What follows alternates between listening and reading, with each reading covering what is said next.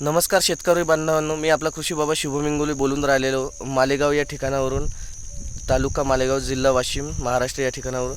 तर आपण माझ्या मागे बघू शकता, हा हळदीचा प्लॉट आहे जवळपास 1 एकर. आणि हा मनोज भाऊ कुटे राहणार मालेगाव यांचा प्लॉट आहे. तर दादा, या प्लॉटला किती महिने झालेले आहेत साधारण? आता 100 दिवस झाले. 100 दिवस झालेले आहेत. तर तुम्ही या हळदीला कोणकोणता डोस टाकला आतापर्यंत? समजा पहिले टाकले एक किट. हां हां पहिल्या डोस आले 3 डोस झाले. हां हां आणि त्याच्यात 10 26 26 पहिले डोसला किट आणि 10 26 26 आणि 15 15. आणि डबलच्या वेळेस टाकलं पोटॅश टाकलं. पोटॅश आणि 10 26 26 टाकलं.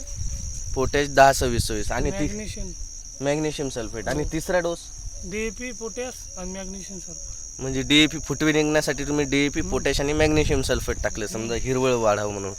तर दादा, आपल्याला याच्यात किती अपेक्षा आहे हळद व्हावं म्हणून या 1 एकरात? काय सांगायला जे होईल ते. बरं. तर आता तुम्ही याच्यावर फवारणी दिली होती मी तुम्हाला, ती फवारणीचे रिझल्ट कसे वाटले? चांगले म्हणजे यांना झाले फवारणी.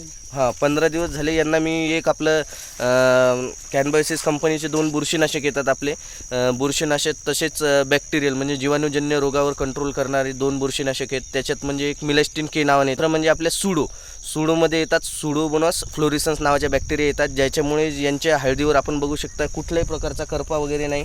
आणि हळदीचे पानंसुद्धा आपण बघू शकता असे मोठ्या प्रमाणात केळावानी पाने, पानाची साईजसुद्धा आपण बघू शकता अशी केळावानी झालेली आहे या ठिकाणी.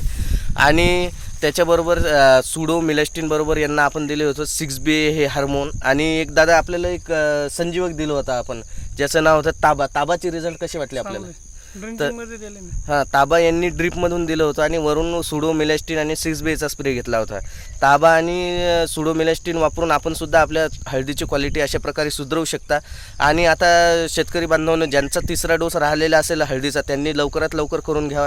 त्या 3ऱ्या डोसमध्ये सगळ्यात महत्त्वाचं म्हणजे आपल्याला घ्यावं लागेल पोटॅश कोणत्याही नामांकित कंपनीचं घ्यायचं, पांढरंसुद्धा चालते आणि लालसुद्धा.